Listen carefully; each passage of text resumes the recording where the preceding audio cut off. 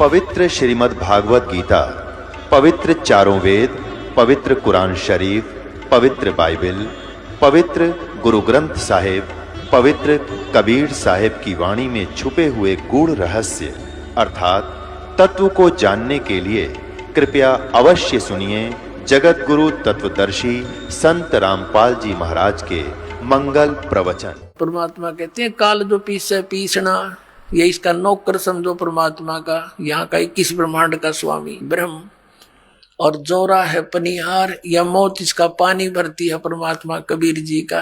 तो ऐसे समर्थ शक्ति की आपको शरण प्राप्त हुई है, लेकिन अपनी नालायकी और गलती से हम भगवान को त्याग कर काल के पाले में पहुंच जाते हैं, काल के अखाड़े में।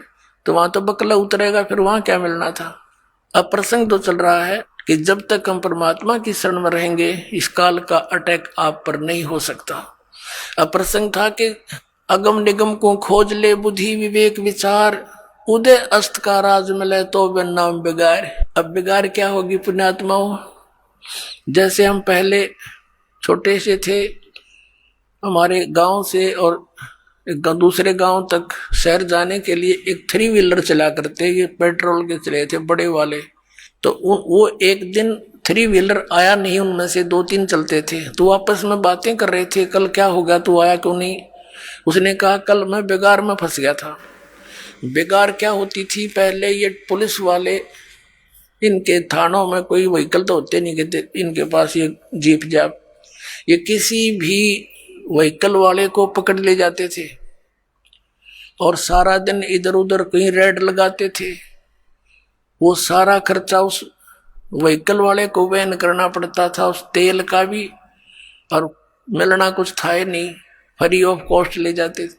तो क्या होता है कि वो बता रहा था कि आज 200 रुपये का तो पेट्रोल लग गया, एक आने की कमाई हुई नहीं, और सारा दिन पंजा टिक्या नहीं, वहां चलो वहां चलो। सुबह पकड़ा था, रात के 12 बजे छोड़ा हूं। तो वो ऐसी दौड़ धूप, वहां चलो, यानी उस पहले वाले दिन से भी ज्यादा तो सफर कर दी, खर्चा दोहरे तो हो गया, इनकम हुई नहीं। तो उसको बेगार बोलते हैं कि मेहनत दिखा गणी और पल्ले कुछ आवनी, इनकम ना हो। तो ऐसे इसको बेगार कहा करते हैं।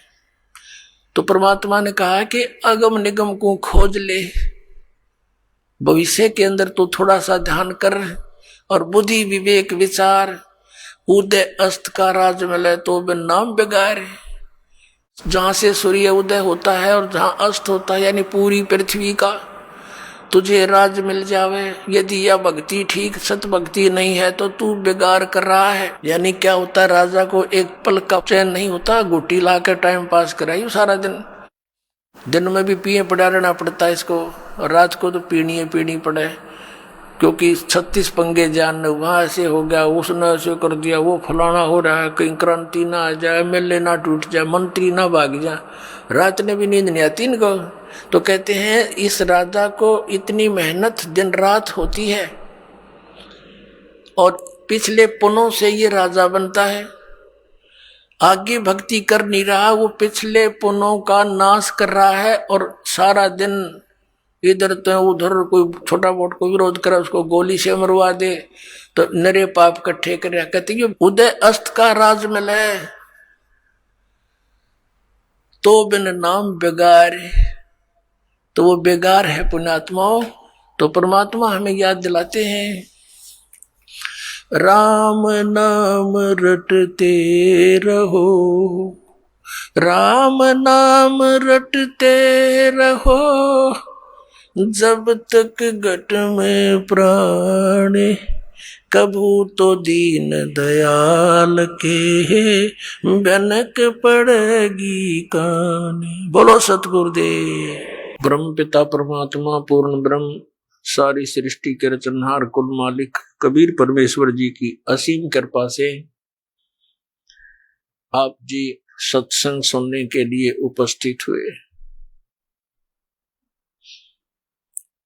भक्ति मुक्ति के दाता सतगुरु, ये भटकत प्राण फिरंदा, उस साहिब के हुक्म बिना नहीं तरवर पात हिलंदा। उस परमेश्वर की असीम कृपा से, उस तत्ब्रह्म की रजा से आप जी यहां पहुंच पाए हो। पुण्यात्माओं, सत्संग में आने से हमें ये ज्ञान होता है कि मानव शरीर हमें किस लिए प्राप्त हुआ था। जब तक हम महापुरुषों के विचार नहीं सुनते, सत्संग नहीं सुनते, तब तक हम अपने उसी कर्म को, उन्हीं क्रियाओं को जो हमारे पूर्वज करते हुए आए हैं, उन्हीं को हम सत्य मानते थे। संतानों उत्पत्ति, उनकी परवरिश करना, उनके विवाह आदि कर देना, फिर उनके संतान की कामना करना, फिर बेशक मर जाए कोई प्रॉब्लम नहीं। तो ये तो हमारे ना चाहने से भी हो रहा था, क्योंकि जो हमने कर्म करना चाहिए था उसका ज्ञान ना होने से हम जो भी प्रारब्ध से प्राप्त कर रहे थे उसको हम ये सोच रहे थे हम कर रहे हैं, हमारे ही करने से सब कुछ हो रहा है। लेकिन ये हमारी भूल थी, अध्यात्म तत्व ज्ञान का अभाव था। जो हमने करना चाहिए था वो हमने शुरू भी नहीं किया होता है जब तक हम सत्संग नहीं सुनते। कोई तो कहा करता था कि मैंने ऐसे 5 प्लाट ले लिए, 2 कोठी बना दी, सब बच्चों का विवाह बड़े ठाठ से कर दिया। मैंने बहुत परिश्रम किया, मेहनत की, और जिससे धन प्राप्ति हुई। कोई कहता था मैंने ऐसे कर दिया। तो ये सब भूल थी प्राणी की कि इस जीव को जो मानव शरीर प्राप्त होता है तो केवल प्रारब्ध ही प्राप्त होता है। जीव का ना चाहा होता है ना किया होता है। और फिर कुछ वृद्ध व्यक्ति बैठकर आपस में चर्चा करते हैं, गोष्ठी किया करते थे, एक दूसरे की कुशल मंगल पूछा करते थे। तो बताते थे कि मेरे जो है ना 2 लड़के थे, 2 लड़की, 2 लड़के 2 लड़की हुई, दोनों के परमात्मा ने संतान दे रखी है, पुत्र पुत्रियां सबको प्राप्त है, सबका विवाह कर दिया है, मेरा काम पूरा हुआ, अब बेशक भगवान उठा ले। अब इतना ही ज्ञान था उन भोली आत्माओं को कि बस काम पूरा हो गया, संतान उत्पत्ति, उनकी परवरिश, विवाह, फिर उनका भगवान ने संतान दे दी, बस अब हमारा काम पूरा हुआ। तो पुण्यात्माओं, जो हमारा काम था वो तो हमने शुरू भी नहीं किया, और जो हमने किया वो होना ही था। जिसको हम ये सोचते हैं कि हमने किया वो तो आपको प्राप्त ही होना था। जैसे विवाह के पश्चात परिवार का भी और साथ में जिन बच्चों का विवाह हुआ है उनका एक ही मनोरथ होता है कि भगवान पुत्र दे, क्योंकि हमने अज्ञानता के कारण पुत्र और पुत्री में बहुत भेद मान रखा था। इसका कारण हमारा अध्यात्म ज्ञान ही था, लेकिन पुत्र और पुत्री में कभी भी हमारे मन में स्वप्न में भी ये नहीं आना चाहिए कि कोई अंतर है। एक ही मिट्टी के खिलौने हैं, एक ही जैसे विचार हैं, और हमारी ममता भी बच्चों में एक ही जैसी होनी चाहिए। विचार हमारे उच्च होने चाहिए, परमात्मा जो दे उसमें संतुष्टि होनी चाहिए। अध्यात्म ज्ञान न होने से हम 90% दुखी रहते हैं।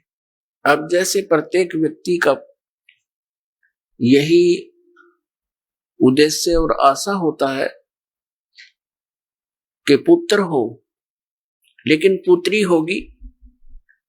फिर ये सोचा कि भगवान अब के तो पुत्र दे, दूसरी भी पुत्री होगी, बेटी होगी। तीसरी की तो पूरी कामना थी कि तीसरा पुत्र हो ही हो, वो भी पुत्री होगी, चौथी भी पुत्री होगी और पांचवी भी होगी। अपने आत्मा ना तो हमारा किया हुआ, ना हमारा चाहा हुआ, वही हुआ जो होना था। हमने जो करना था उसका ज्ञान होता सत्संग से। सत्संग हमें सुनने को मिला नहीं। हम आजीवन एक पेट के निर्वाह की व्यवस्था में ही सारा जीवन व्यर्थ कर कर चले जाते रहे। यदि कभी किसी को प्रेरणा होती भगवान की भक्ति की, तो गांव गांव में नरे बैठे हैं ये मिसगाइड करने वाले संत। कोई किसी ने मंदिरों तक सीमित कर दिया, किसी ने समाध तक सीमित कर दिया, किसी ने मस्जिद तक, किसी ने गुरुद्वारे तक सीमित कर दिया। जो क्रिया हमें करनी चाहिए थी वो हमारे सदग्रंथ, हमारे महापुरुष बताते हैं, उनकी अमरवाणी बताती है, उसके आधार से हमने करना चाहिए था। वो ज्ञान हमें प्राप्त नहीं हो सका क्योंकि हम अशिक्षित थे। और सभी सदग्रंथ जो थे वो लिपिबद्ध थे, कोई किसी लैंग्वेज में, कोई किसी लैंग्वेज में, और जनसाधारण किसी भी लैंग्वेज से परिचित नहीं था। जैसे पवित्र चारों वेद, पवित्र श्रीमद् भगवत गीता और पवित्र पुराण, ये सभी संस्कृत भाषा में लिपिबद्ध थे और जनसाधारण संस्कृत भाषा को नहीं पढ़ता था, उनको अधिकार भी नहीं था पढ़ने का। केवल एक ब्राह्मण वर्ग ही संस्कृत पढ़ने का अधिकारी था और बाकी जनता इस ये सिरदर्द भी मोल लेना नहीं चाहते थे कि भी ये ठीक है, महापुरुष हैं, संस्कृत पढ़ते हैं, वेदों गीता और पुराणों को इन्होंने पढ़ा है, जाना है, और ये हमें जो बता रहे हैं वो सही है क्योंकि ये संस्कृत के ज्ञाता है। तो अन्य समाज को, भगत समाज को कोई ऑब्जेक्शन हुआ नहीं और ये दृढ़ होता चला गया कि ये जो ज्ञान देते हैं वो ठीक है। और जितने भी संत महात्मा थे पहले वो सभी एक ही ज्ञान देते थे कि श्री ब्रह्मा, श्री विष्णु, श्री शिव जी ये अजरो अमर हैं, सर्वेश्वर हैं, महेश्वर हैं, मृत्युंजय कालज्य, इनकी उपमा किया करते थे। और इन्हीं की पूजा यानी श्री विष्णु जी और श्री शिव जी की पूजा और साथ में फिर मृत्यु के उपरांत सब क्रियाएं, जैसे 13वीं वर्षोद्धि, वर्षी 17वीं जैसे भी करवाते थे, फिर उनके श्राद्ध, अस्थियों को उठाकर गंगा में प्रवाह आदि सब क्रियाएं हमसे कराते रहे।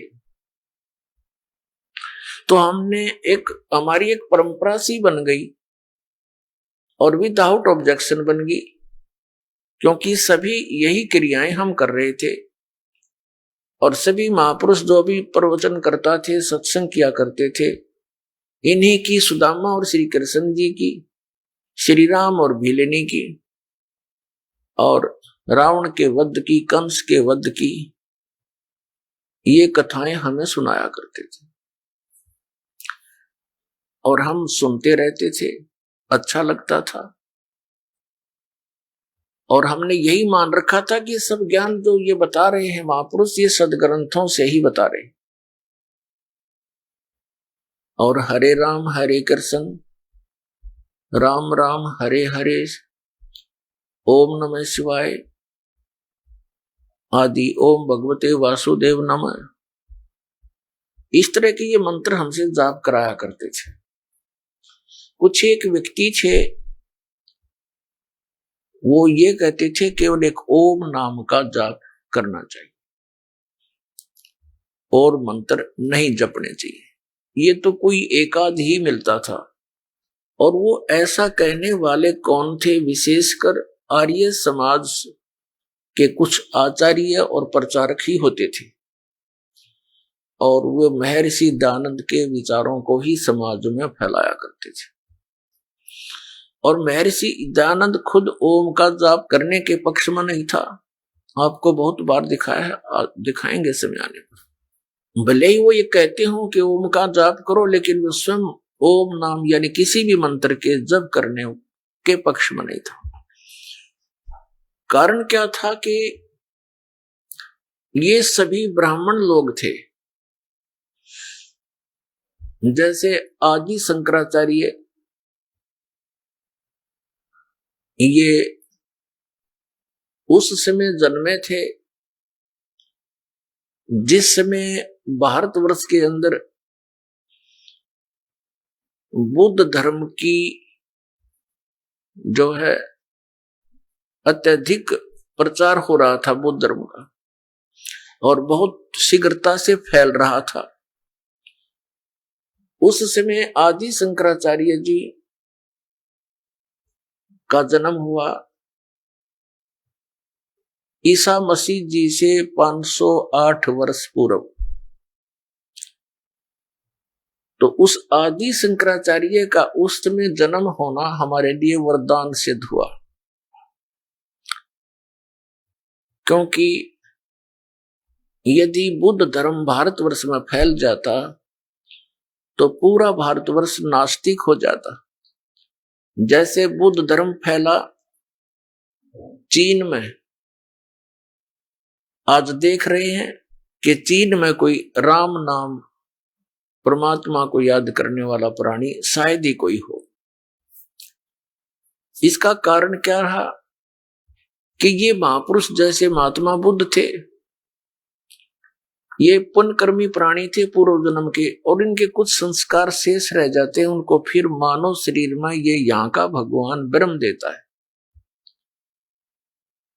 और वो सीधे स्वर्ग से आए हुए थे। जिस स्थान से आत्मा आता है, भले ही उसके ऊपर यहाँ आकर के 3 गुणों का प्रभाव तुरंत हो जाता है, फिर भी उसके अंदर एक विशेष कसक परमात्मा की और उस सुख के प्राप्ति की बनी ही रहती है। इस आधार से उसने घर त्याग दिया महात्मा बुद्ध ने, और बिहार के अंदर गया शहर के पास एक वट वृक्ष के नीचे उसने बैठकर परमात्मा पाने की मनमुखी साधनाएं शुरू कर दी। हठ योग, निराहार रहकर बैठ गया।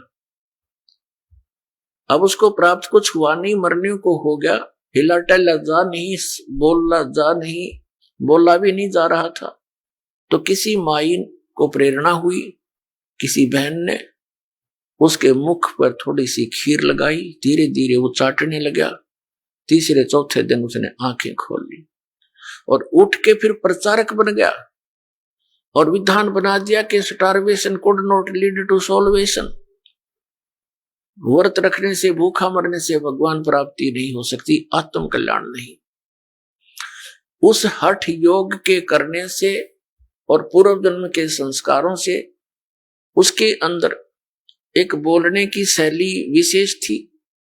ऐसी वो प्रचार करता था कि जनता उससे प्रभावित होने लगी, और जिस कारण से उसने बहुत से अपने प्रचारक भी बना दिए, और भारतवर्ष में वो शीघ्रता से फैलने लगा, और पूरा चीन उसका अनुयायी बन गया। अब वो नास्तिक क्यों हो गए? उसका कारण ये था कि जो वे ऑफ वर्शिप यानी पूजा का मार्ग, भक्ति की विधि उस महात्मा बुद्ध ने बताई, वो शास्त्रों अनुकूल नहीं थी। श्रीमद् भगवत गीता अध्याय नंबर 16 के श्लोक 23 और 24 में कहा है कि शास्त्र विधि को त्याग कर जो मनमाना आचरण करता है उसकी न तो गति होती है, न उसको कोई सुख प्राप्त होता है, और न ही उसका कोई सिद्धि प्राप्त होती है, उसकी सिद्धि भी प्राप्त नहीं होती, अर्थात यूजलेस। यूजलेस यानी व्यर्थ।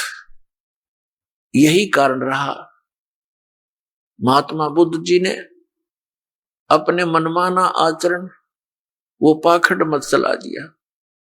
और यही काल चाहता है कि कोई भी पुण्यात्मा उसके फंस जाता है, उसको अपना प्रचारक बना करके उसी की कमाई को, उसी की सिद्धियों को नष्ट करवा देता है और पूरे उनके अनुयायियों को मिसगाइड करवा कर ये निश्चिंत हो जाता है कि ये गए काम तय। और यही क्रिया बनी थी, महावीर जैन ने यही किया था। वो भी पुण्यकर्मी प्राणी थे। ये वही पुण्यात्मा मारीची वाली आत्मा थी जो श्री ऋषभ देव जी के पौत्र थे। और कई बार ये लाखों बार देवता बने, करोड़ों बार गधा बने, करोड़ों बार कुत्ता बने। अब उसके बाद वो एक स्वर्ग से वापस आए और उनका जन्म महावीर जैन रूप में हुआ। उसके बाद उन्होंने परमात्मा पाने के लिए घर त्याग दिया। ये मुनिवर्ती बोलते हैं, घर त्याग दे नी वस्त्र हो जा। वो निकला था वैराग कसक में, कोई गुरु उनको मिला नहीं, उन्होंने गुरु धारण नहीं किया, मनमुखी हठ योग किए। उसके बाद स्वयं ही प्रचारक बन गया, 363 पाखंड मत चला दिए। और जिस कारण से आज पूरा जैन धर्म उसी महावीर जैन द्वारा चलाए गए उन पाखंड मतों के आधार से पूजाएं कर रहे हैं।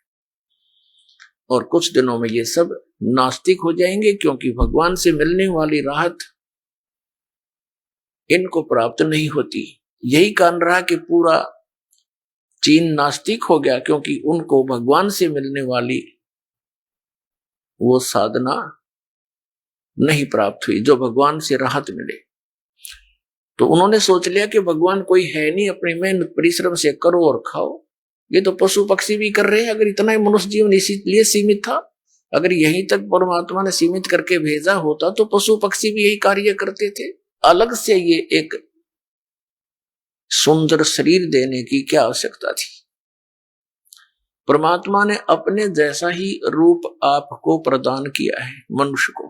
परमात्मा भी मनुष्य जैसा ही है, लेकिन उनका सामर्थ्य, उनके शरीर का तेज, उनकी खूबसूरती हमसे असंख्यों गुना अधिक है। इसलिए वो परमात्मा है, हम आत्मा है, हम जीव हैं, वो परमेश्वर है। आदि शंकराचार्य का जन्म उस समय हुआ जिस समय भारतवर्ष में बौद्ध धर्म बहुत शीघ्रता से फैल रहा था। ये काल भगवान के द्वारा विशेष रूप से भेजे गए थे आदि शंकराचार्य, और इन्होंने 8 वर्ष की आयु में ये दीक्षित हो गए थे और उसके बाद 32 वर्ष की आयु में इनकी मृत्यु हो गई थी। उस दौरान इन्होंने इन 4 मठों की स्थापना की। एक जैसे ये जोशी मठ बोलते हैं, ज्योतिर्मय जोशी मठ, एक श्रृंगेरी मठ, श्रृंगेरी पीठ को 4 पीठ स्थापित की, एक द्वारका शारदा पीठ, एक पुरी गोवर्धन पीठ, इस प्रकार। तो पुण्यात्माओं, हमारे साथ वही हुआ कि आसमान से गिरे खजूर में अटक गए। क्योंकि यदि बौद्ध धर्म फैल जाता तो हम आसमान में थे, कोई सिर पैर था ही नहीं भक्ति का। अब इन्होंने क्या सिद्धांत बनाया, आदि शंकराचार्य ने, जहां से हम हिंदू धर्म को चला मानते हैं। उन्होंने क्या बताया, एक तरफ तो वो कहते हैं कि जीव ही ब्रह्म है, अयम आत्मा ब्रह्म, अहम ब्रह्मास्मि, प्रज्ञानम ब्रह्म, और चौथा इनका मंत्र है तत्वमसि। और ये बताते हैं कि इन चारों का अर्थ यही बनता है कि जीव ही ब्रह्म है, ब्रह्म मीन भगवान, और कोई करता है नहीं। और संसार को ये मानते हैं अनादिकाल से अपने आप सृष्टि प्रलय होती है और अपने आप उत्पत्ति होती है। जैसे आकाश से वायु, वायु से अग्नि, अग्नि से जल, जल से फिर पृथ्वी, ऐसे फिर ऐसी तरह संहार होता है। कहते हैं जल से पृथ्वी, ऐसे ही पृथ्वी पर जल हो जाएगा, जल को फिर सूर्य समाप्त कर देंगे, फिर वायु में समा जाएगी, आकाश में मिल जाएगा। तो इनका कहना कि सिर्फ एक तत्व जो अहम तत्व है, कहते वही शेष रह जाता है, उसी से सब बन जाते। श्रीमद् भगवत गीता अध्याय नंबर 16 के श्लोक नंबर 6, 7 और 8 में ये कंसेप्ट क्लियर कर दिया है कि जो व्यक्ति ये मानते हैं कि परमात्मा का अस्तित्व कोई नहीं है, आत्मा यानी जीव ही ब्रह्म है, और संसार ये अपने आप बनता और बिगड़ता है, इसका कोई करता नहीं, जीव ही करता है। ऐसे लोग राक्षस स्वभाव को धारण किए हुए हैं और वे संसार के जगत के नाश के लिए ही उत्पन्न होते हैं।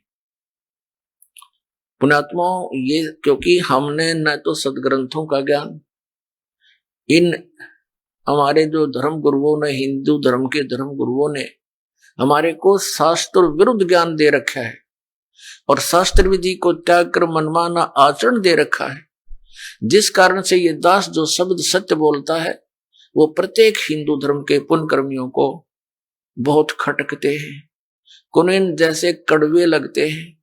उसके लिए थोड़ी सी बूरा खिलानी पड़ेगी। वो बूरा क्या होती है? जिन सदग्रंथों को हम सत्य मानते हैं, उन्हीं सदग्रंथों में आपको ये दास के वचन जो बोले हैं मिल जाते हैं, तो आपको वो बुरा का काम करते हैं, आपका कड़वापन समाप्त हो जाता दिखाते हैं। ये देखिएगा श्रीमद् भगवत गीता, गीता प्रेस गोरखपुर से प्रकाशित है। इसके अनुवादक हैं जयदयाल गोविंद का। अध्याय नंबर 16 श्रीमद् भगवत गीता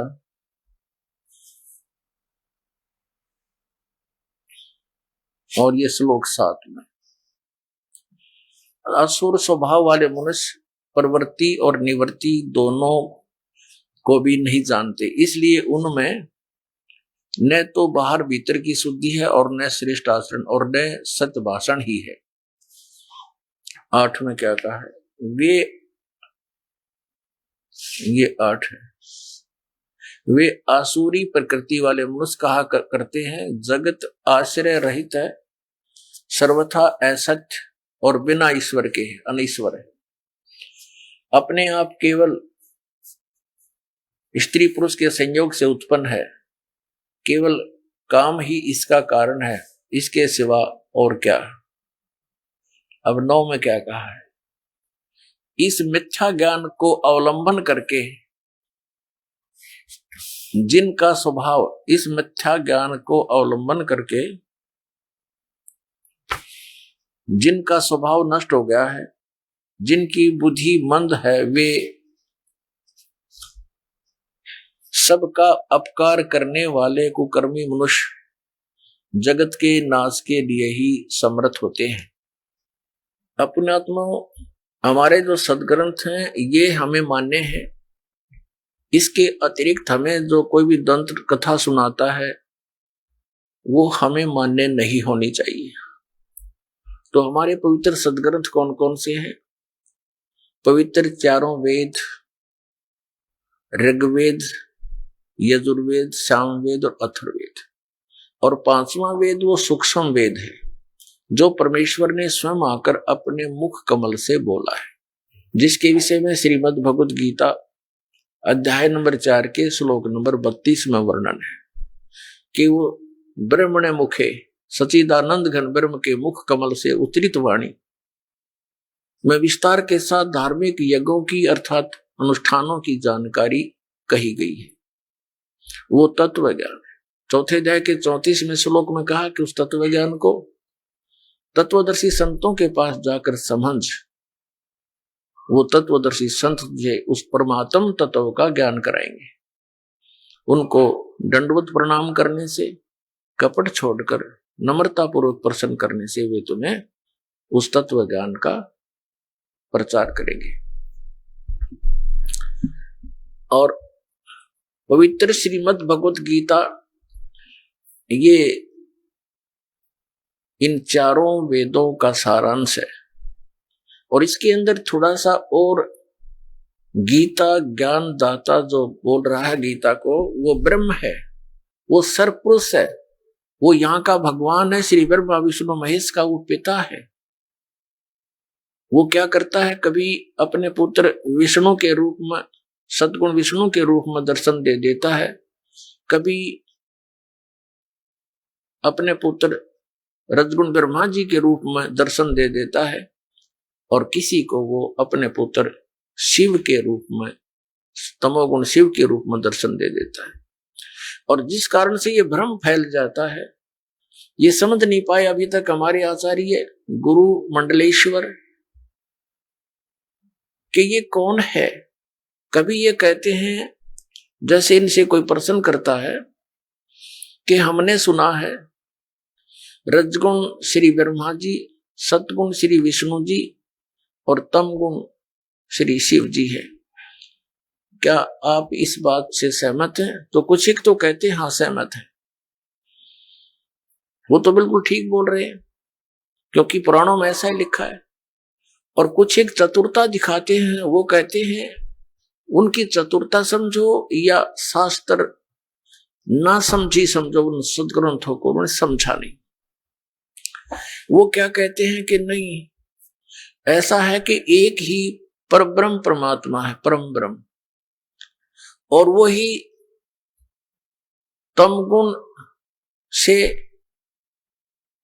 तमगुण रूप धारण करके वो जैसे शंकर रूप में परिवर्तित हो जाता है, बन जाता है, वही सतोगुण से विष्णु बन जाता है और वही रजोगुण से ब्रह्मा बन जाता है, वो एक ही है।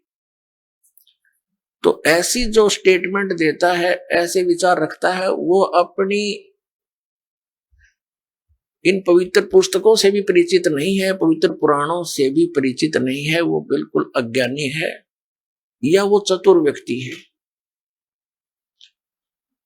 तो ऐसे व्यक्तियों से अब हमने सावधान होना पड़ेगा, क्योंकि हम शिक्षित हो गए, सदग्रंथ ये हमारे पास उपलब्ध है, हम इनको पुनः देखेंगे और वही मार्ग हम ग्रहण करेंगे जो हमारे सदग्रंथ बताते हैं।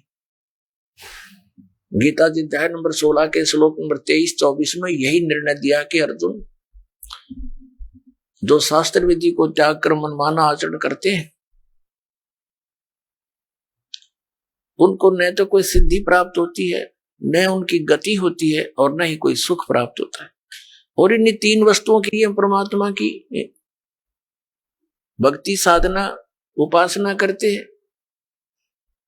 फिर तुरंत ही 24वें श्लोक में गीता अध्याय नंबर 16 के कहा है कि अर्जुन, इससे तेरे लिए कर्तव्य और अकर्तव्य की अवस्था में सदग्रंथ ही प्रमाण है। यानी अन्य किसी की दंत कथा पर विश्वास मत करना, जो सदग्रंथों में प्रमाण हो उसी को ग्रहण करना। अब पुण्यात्मा, ये दास आपको वो सदग्रंथ रूबरू करा रहा है जिनमें जो प्रमाण है और जो साधनाएं हमने करनी चाहिए, जो ना करनी चाहिए। तो हमने साधना करनी चाहिए केवल जो हमारी सदग्रंथ बताते हैं, और उन सदग्रंथों में भक्ति सतर के यानी साधना के सतर के जो ग्रंथ है वो 5 वेद हैं। एक ऋग्वेद, सामवेद, यजुर्वेद और अथर्ववेद, और 5वां सवसम वेद जिसको सूक्ष्म वेद भी कहते। तो सूक्ष्म ये 4 वेद तो परमात्मा ने, परम अक्षर ब्रह्म ने, इस ब्रह्म के सरपुरुष के, जिसको ये सदाशिव भी कहते हैं, जिसको ये महाविष्णु भी कहते हैं, महाब्रह्मा भी कहते हैं जो आचार्य लोग हैं हिंदू धर्म के, ये समझ नहीं पाए ये कौन है। इसी को महाब्रह्मा, इसी को महाविष्णु, महाशिव कहते हैं, क्योंकि इसने प्रतिज्ञा की हुई है कि मैं कभी भी अपने वास्तविक रूप में किसी को दर्शन नहीं दूंगा। और ये जिस कारण से उसको निराकार बताते हैं। और क्या कहते हैं, जैसे इनसे कोई प्रश्न करता है कि परमात्मा निराकार है या साकार, तो ये उत्तर देते हैं कि निराकार भी है साकार भी है। ये कोई बात हुई? अब ये इनका कोई उत्तर है, अज्ञानता से परिपूर्ण है। फिर ये आगे उसको डिफाइन करते हैं, परिभाषित करते हैं कि परमात्मा निराकार है, और जब वो अवतार धारण करके आता है श्री राम श्री विष्णु रूप में, कृष्ण रूप में, तो वो साकार होता है। यहां तक इनकी बुद्धि सीमित है। परमात्मा निराकार भी है और साकार भी है। ये पहले तो ऐसे शब्द जो बोलता है वो ज्ञान के आसपास भी नहीं है, अध्यात्म ज्ञान के, केवल मूर्ख बनाना ही उसका उद्देश्य है। बहुत दिन हम मूर्ख बन लिए, पर अब नहीं बनेंगे। अब हम उस सत्य ज्ञान को ग्रहण करेंगे जो हमारे सदग्रंथों में लिखा है। तो इस कारण से ये न तो वेदों से परिचित, न ये पुराणों से परिचित, और कहां ये शंकराचार्य, कहां ये गुरु मंडलेश्वर और गीता के मर्मज्ञ ज्ञाता, गीता मनीषी, इन कख का पता नहीं गीता और वेदों और पुराणों के बारे में। अपने आत्मा वो समय आ गया है कि हम स्वयं अपने सदग्रंथों को पढ़ेंगे और यथार्थ मार्ग ग्रहण करेंगे। अब प्रसंग चल रहा है कि हमारे वो पवित्र सदग्रंथ जो हमें सहयोग में लेने पड़ेंगे वो कौन कौन से हैं, जिनको आधार बनाना पड़ेगा। तो 5 तो ये वेद हो गए, और 4 वेदों का सारांश उस सूक्ष्म को छोड़कर 4 वेदों का सारांश है श्रीमद् भगवत गीता। लेकिन श्रीमद् भगवत गीता बोली किसने है? ये सरपुरुष ने बोली है। श्रीमद् भगवत गीता अध्याय नंबर 15 के श्लोक नंबर 16 में 3 पुरुष है, 16 और 17 में 3 पुरुषों की जानकारी है। पुरुष माने प्रभु, स्वामी, एक सरपुरुष, एक अक्षर पुरुष। 15वें अध्याय के 16वें श्लोक में 2 पुरुष बताए, और इन दोनों की स्थिति बता दी कि ये भी और इनके अंतर्गत जितने प्राणी आते हैं वो सभी नाशवान हैं, जीवात्मा किसी की नहीं मरती। और फिर गीता जी अध्याय नंबर 15 के श्लोक नंबर 17 में तुरंत कहा है कि उत्तम पुरुष है तो अन्य परमात्मा इति उदाहरत है। उत्तम पुरुष यानी श्रेष्ठ प्रभु, श्रेष्ठ परमात्मा तो कोई और है, स्वामी भगवान, जिसे परमात्मा कहा जाता है। उत्तम पुरुष है तो अन्य परमात्मा इति उदाहरत है, जिसको परमात्मा कहा जाता है वो इन दोनों से अन्य है, सरपुरुष और अक्षर पुरुष से। और वही तीनों लोकों में प्रवेश करके शब्द का धारण पोषण करता है। जैसे 15वें अध्याय के गीता जी के मंत्र 1 में और 2 और 3 4 में, गीता जी अध्याय नंबर 15 के श्लोक 1 2 3 4 में प्रमाण दिया है कि उल्टा लटका हुआ संसार रूपी वृक्ष है, जिसकी ऊपर को जड़ है वो तो परम अक्षर ब्रह्म समझो, आदि पुरुष परमेश्वर, और नीचे तीनों गुण रूपी शाखा है। और जो संत इसके पूरे विभाग बता देगा सवेदवित, वो तत्वदर्शी संत है। तो परमेश्वर स्वयं आए थे वो सूक्ष्म ज्ञान प्रदान करने के लिए, सूक्ष्म वेद प्रदान करने के लिए, और वो ऐसा प्रत्येक युग में करते हैं। यही वेदों में प्रमाण है कि परमात्मा ऐसी लीला करता है। वो सह शरीर आता है और सह शरीर चला जाता है। वो साकार है, नर आकार है, मनुष्य दृश्य है वो परमात्मा। हमरे ही उनिहार है, हमारा सृजनहार। उन महापुरुषों ने जिन्होंने परमात्मा को पाया उन्होंने भी ऐसा ही बताया। तो वो आकर के हमें, उसने स्वयं आकर के सन 1398 से सन 1518 तक 120 वर्ष परमात्मा एक तत्वदर्शी संत की भूमिका करते हुए, और साथ में हम एक उदाहरण देने के लिए कि आदमी अपना निर्वाह स्वयं करता हुआ भी भक्ति कर सकता है। जुलाहे का कार्य किया करते थे धानक का, उन्होंने उस समय बताया था अक्षर पुरुष एक पेड़ है, निरंजन हुआ की डार और तीनों देवा शाखा है, ये पात रूप संसार। तो उस परमेश्वर ने स्वयं बताया था कि इस उल्टे लटके हुए संसार रूपी वृक्ष को समझो, जड़ तो वो स्वयं है, उसकी जानकारी ते दास देगा। उसके बाहर उन्होंने सारा बता दिया कि अक्षर पुरुष एक पेड़ है, जैसे तना बार दिखाई देता है वो तो अक्षर पुरुष समझो, उसके एक मोटी डार हो तो उसको सर पुरुष समझो। ये ज्योत निरंजन श्री ब्रह्मा विष्णु महेश के पिताजी, और उस डार के फिर 3 शाखा है, रजगुण ब्रह्मा, सतगुण विष्णु, तमगुण शिव जी। ये शाखा जानो उस संसार रूपी वृक्ष की। श्रीमद् भगवत गीता अध्याय नंबर 15 के श्लोक नंबर 1 से 4 और 16, 17 को समझने के लिए इस चित्र की आवश्यकता पड़ेगी आपको। देखिएगा,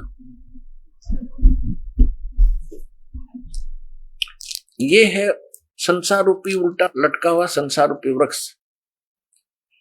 अब जो ये पूरा एक संसार रूपी वृक्ष है,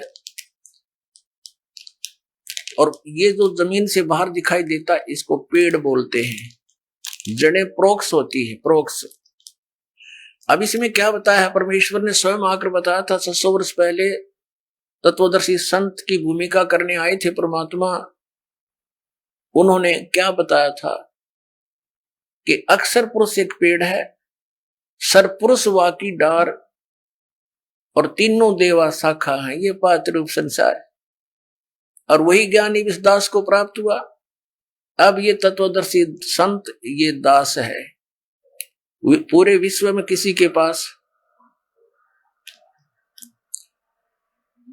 पूरे विश्व में किसी के पास ये तत्व ज्ञान नहीं है, और ना ही वो यथार्थ भक्ति मार्ग है। तो पुण्यात्माओं, आपके ऊपर एक वरदान होगा ये तत्व ज्ञान, और आपका कल्याण हो जाएगा। अब देखिएगा, ये अक्षर पुरुष तो तना है समझो, और ये सरपुरुष डार, मोटी डार जिसको, और ये 3 रजगुण ब्रह्मा, सतगुण विष्णु, तीनों देवा शाखा है। रजगुण ब्रह्मा जी, सतगुण विष्णु जी, तमगुण शिव जी, महेश जी, और ये पात रूप संसार। और ये मूल कौन है? ये प्रोक्ष है, ये पूर्ण परमात्मा है, परम अक्षर ब्रह्म है। इसी के विषय में वेद भी बताते हैं। जैसे इन चारों वेदों का ज्ञान पूर्ण परमात्मा ने, परम अक्षर ब्रह्म ने स्वयं दिया था। इस ज्योत निरंजन काल यानी सरपुरुष के अंतःकरण में डाल दिया था, और उसके समय निर्धारित कर दिया था। जैसे कोई मादा गर्भ धारण करती है तो समय आने पर वो बालक, वो बच्चा अपने आप बाहर आ जाता है। तो इस प्रकार परमात्मा ने इसके अंतःकरण में ये 5 वेद फीड किए थे। किसके में? सरपुरुष के अंदर। परम अक्षर पुरुष ने, जिसने सारे ब्रह्मांडों की और सब जीवों की, प्राणियों की, आत्माओं की, सबकी रचना की है, सर्व उत्पादक प्रभु है वो, उसने। तो इसने जब वो इस सरपुरुष ने, इस सरपुरुष के अंतर्गत हम सभी यहां रह रहे हैं। इसके 21 ब्रह्मांड हैं, हम एक ब्रह्मांड में रह रहे हैं। एक ब्रह्मांड में ये श्री ब्रह्मा रजगुण, श्री विष्णु सतगुण, श्री शिव जी तमगुण, ये इसके पुत्र हैं सरपुरुष के, ये शाखा है। और ये यहां उत्पत्ति, सचिथि और संहार का कार्य ये तीनों ही कर रहे हैं। और इसके निमित्त वो काल है, वो करवा रहा है। उसको 1 लाख मानव शरीरधारी प्राणियों के सूक्ष्म शरीर को भून कर खाने का श्राप लगा हुआ, खाने का।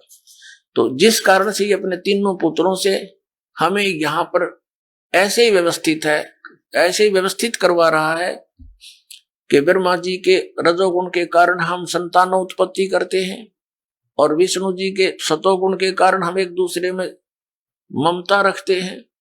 हमारे बस की बात नहीं कि हमारा मोह हट जाए यहाँ संसार, संपत्ति या परिवार से। और तमोगुण के भगवान शिव के कार्य से आप परिचित भी हैं कि क्रोध इतना बन जाता है और एक बार तो ये जीव बहुत जुल्म कर डालता है, हिंसा कर देता है, बाद में रोता रहता है। और ये शंकर भगवान काल का जो तीसरा पुत्र है ये संहार करता है और अपने पिता के लिए हमारा यहाँ आहार बना रखे। ये सत्य मानना, क्योंकि आपने अभी ज्ञान सुना ही नहीं था।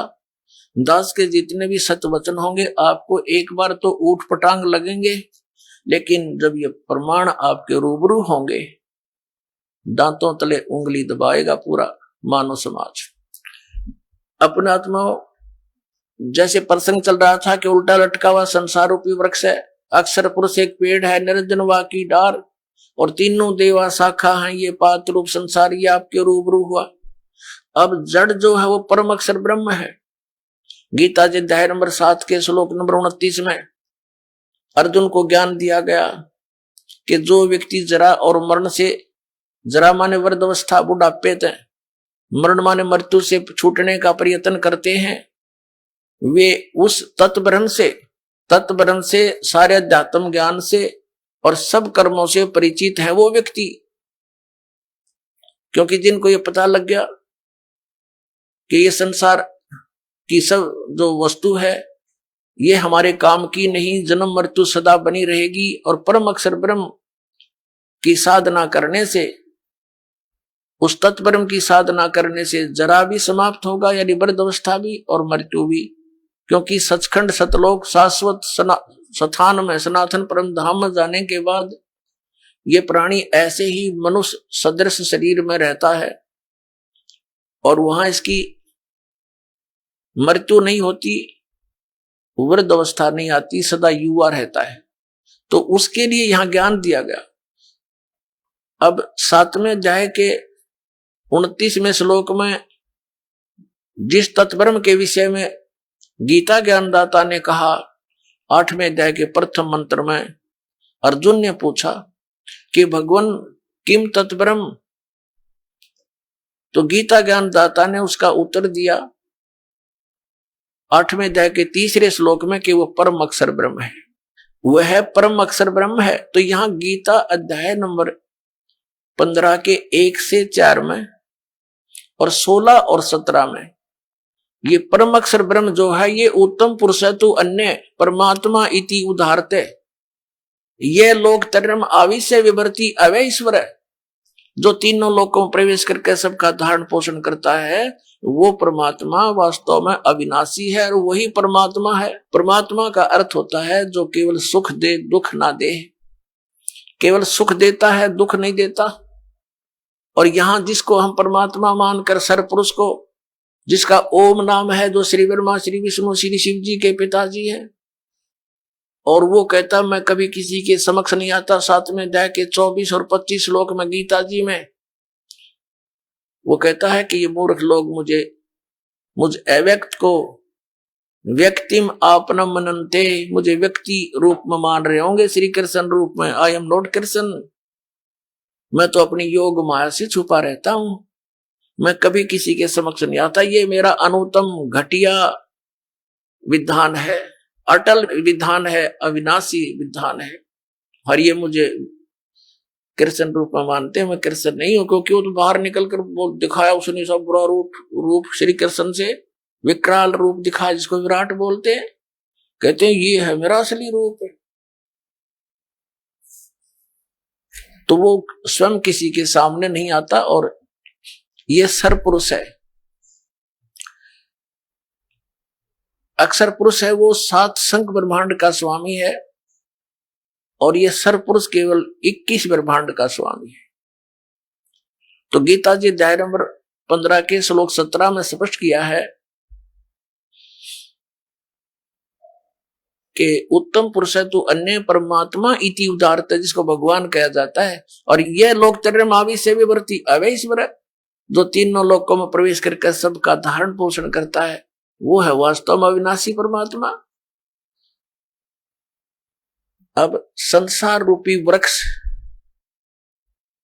की जो जड़ें हैं वो है वो परम अक्षर ब्रह्म, और उसी से पूरे वृक्ष को आहार प्राप्त होता है। सबका पूरे पेड़ का पालन पोषण मूल करती है, जड़ करते हैं। तो वो मूल रूपी परमात्मा परम अक्षर ब्रह्म है, और वो गुप्त है, वो तो प्रोक्ष है। तो दास ने बताया कि ये पांचों वेदों का ज्ञान इस सर पुरुष को अपरम अक्षर पुरुष ने दिया था, इसके अंतःकरण में फीड कर दिया, जैसे एक मोबाइल से दूसरे मोबाइल में पूरी फिल्म की फिल्म भेज दी जाती है, ऐसे। तो इसने जब समय आने पर वो बाहर आए, देखा कि पांचवें वेद के अंदर उस शाश्वत स्थान के पाने की, वहां के सब सुख सुविधाओं की जानकारी विशेष थी और परम अक्षर ब्रह्म की विशेष जानकारी थी। इसने सोचा कि इन प्राणियों को यदि परम अक्षर ब्रह्म की जानकारी होगी तो ये सब भाग जाएंगे। इसने वो पांचवा वेद नष्ट कर दिया, सूक्ष्म वेद। आइए अब हम उन श्रद्धालुओं के अनुभव जानते हैं जो जगत गुरु तत्वदर्शी संत रामपाल जी महाराज जी से दीक्षा प्राप्त कर चुके हैं तथा उनके द्वारा बताए गए भक्ति मार्ग पर चल रहे हैं। नमस्कार जी। सत साहिब जी। क्या नाम है आपका? रितिका दासी। रितिका जी, आप कहाँ के रहने वाले हैं? मैं हरियाणा गुड़गांव से। रितिका जी, संत रामपाल जी महाराज से नाम दीक्षा आपने कब ली? जी, संत रामपाल जी महाराज जी से मैंने 2016 में नाम ली थी। रितिका जी, आप क्या करते हैं? मैं स्टडी करती हूँ 12th क्लास। तो रितिका जी, आज 2023 है और आपने बताया कि आप 2016 में ही संत रामपाल जी महाराज से जुड़ गए थे और आज अभी आप 12th क्लास में हैं। आपकी क्या उम्र है? मेरी 18 है। यानी आज से 7 साल पहले आपने संत रामपाल जी महाराज से नाम दीक्षा ली और तब आपकी उम्र शायद 11 साल रही होगी। तो इतनी छोटी सी उम्र में ही आप संत रामपाल जी महाराज से कैसे जुड़ गए? जी, संत रामपाल जी महाराज जी से शरण में हम इसलिए जुड़े क्योंकि कुछ समय पहले हमें बहुत ज़्यादा दुख थे। वो दुख हमें, जैसे कि हम जब हिंदू धर्म में होने के नाते हम जो देवी देवता की जो भक्ति साधना करते थे, उससे जितना करते थे हमें उतना ही हमें हानि होती थी। पता नहीं क्यों हानि होती थी, कभी लाभ ही नहीं होता था। और जैसे कि मेरी मदर है, वो जो पूरे देवियों के जो 9 व्रत होते हैं, जितने भी होते हैं, वो सारे करती थी। मतलब मेरी मम्मा कह नहीं सकते कि वो मतलब करती नहीं थी, एक भी व्रत नहीं छोड़ती थी, भूखे प्यासे रहती थी।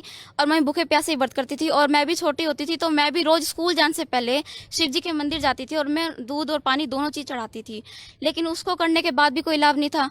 जैसे कि मेरे फादर हैं जो कि बहुत ज़्यादा ड्रिंक करते थे, वो नशा भी करते थे और उनकी वजह से हमारे घर में बहुत ज़्यादा क्लेश रहता था। मेरी मम्मी बहुत परेशान रहती थी।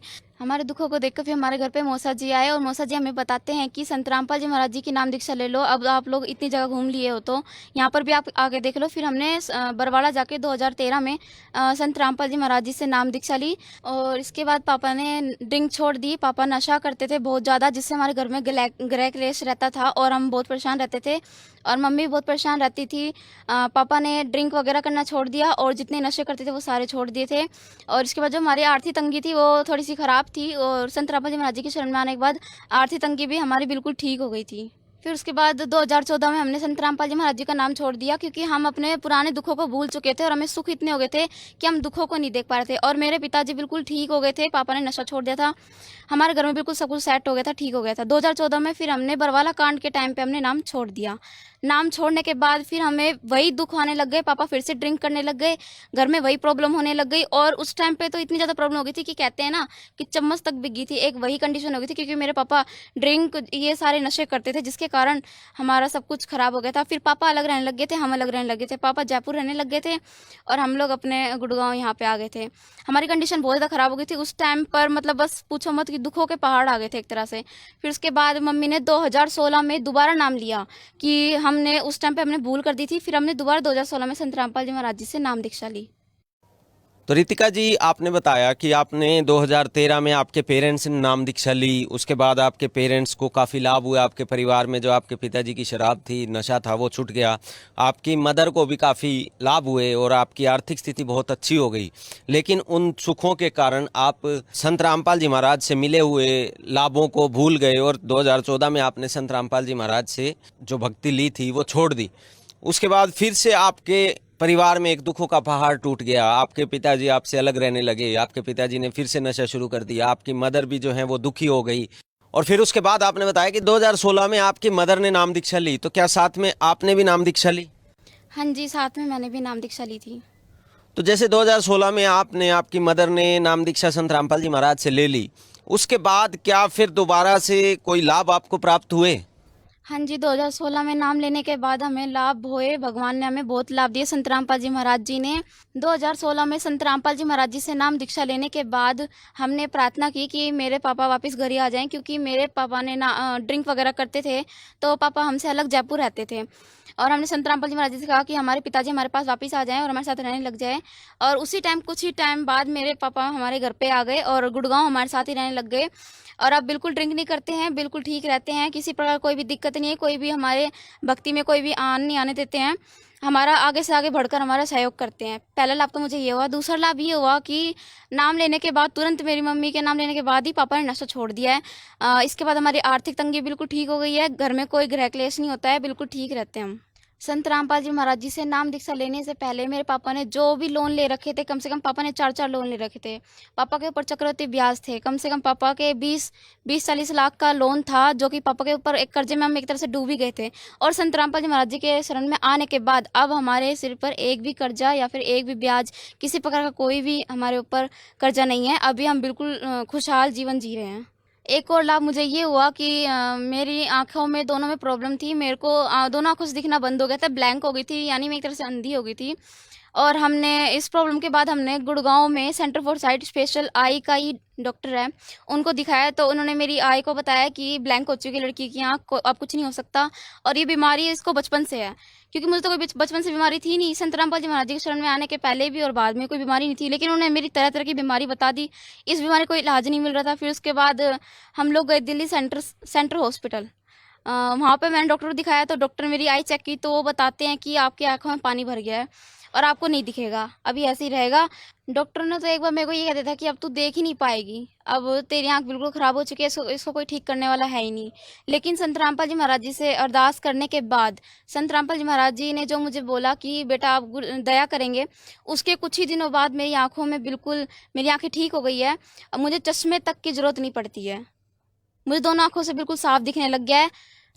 तो रितिका जी, आपने बताया कि आप जब संत रामपाल जी महाराज से जुड़े उसके बाद आपके परिवार को काफ़ी लाभ हुए। आपका जो पिताजी का नशा था वो बिल्कुल दूर हो गया और आपके पिताजी आप लोगों से दूर रहते थे, वो भी आप लोगों के साथ रहने लगे। उसके अलावा आपकी आँखों की एक बार प्रॉब्लम हुई, एक तरह से आप बिल्कुल अंधे हो गए थे, लेकिन संत रामपाल जी महाराज के आशीर्वाद से वो आँखें आपको रिटर्न मिल गई, वापस मिल गई। और अनेकों कर्जों में भी आपका परिवार डूबा हुआ था, लेकिन आर्थिक तंगी जो थी वो आज आपकी बिल्कुल दूर हो चुकी है। तो संत रामपाल जी महाराज से जब इतने लाभ आपको प्राप्त हुए हैं, तो जो लाखों करोड़ों श्रद्धालु आज आपको सुन रहे हैं, आप उनको क्या संदेश देना चाहेंगे?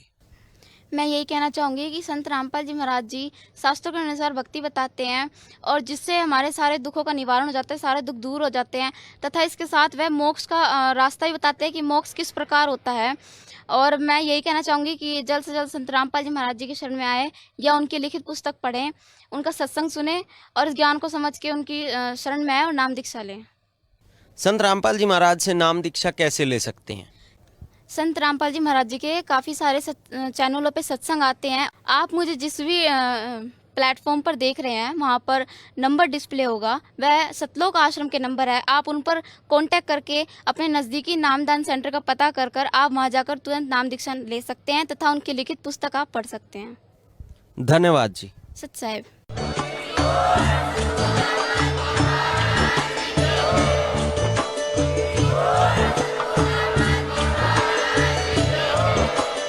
आप सुन रहे थे जगत गुरु तत्वदर्शी संत रामपाल जी महाराज जी के मंगल प्रवचन। अधिक जानकारी के लिए विजिट कीजिए हमारी वेबसाइट www.jagatgururampalji.org। संत रामपाल जी महाराज जी के शुभ आशीर्वाद से पूरे विश्व भर में 500 से भी ज्यादा नाम दीक्षा केंद्र हैं, जिन पर संत रामपाल जी महाराज जी द्वारा ऑनलाइन निशुल्क नाम दीक्षा दी जा रही है। अपने नजदीकी नाम दीक्षा केंद्र का पता करने के लिए संपर्क